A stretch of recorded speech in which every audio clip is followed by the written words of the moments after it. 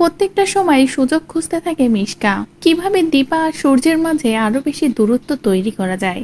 দুজনকে আলাদা করার পরেও যেন মিশকার শান্তি নেই, আবারও উঠে পড়ে লেগেছে এবার কিভাবে চিরতরে বিদায় দেওয়া যায় দীপাকে। কিন্তু এত সহজেও যে সবটা করা সম্ভব না সেটা বুঝতে পারছে না মিশকা।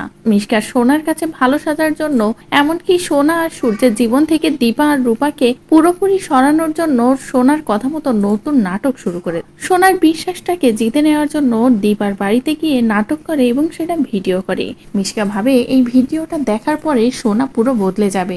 সোনা দীপাকে আর সহ্যই করতে পারবে না। দীপার কাছ থেকে এভাবেই আমি সোনাকে কেড়ে নেব। কিন্তু সবকিছু যে মিশকার ইচ্ছে মতো হবে না সেটা বুঝতে পারে না মিশকা। মিশকা বাড়িতে এসে নোংরা খেলাটা শুরু করে দেয় ভিডিওটা সোনাকে দেখিয়ে। কিন্তু তার আগেই লাবণ্য এসে খেলাটা ঘুরিয়ে দেয়। লাবণ্য বলে, মিশকাই তোমার বাবা মাকে আলাদা করেছিল, আমি তোমাকে বলেছিলাম, তারপরেও তুমি মিশকাকেই বিশ্বাস করলে, কেন এমনটা করলে? এই দেখো পরের ভিডিওটা দেখো, মিশকা কিভাবে তোমার মাকে কষ্ট দিয়েছে, কিভাবে তোমার বাবা মাকে আলাদা করেছে সেটা নিজের মুখেই বলছে।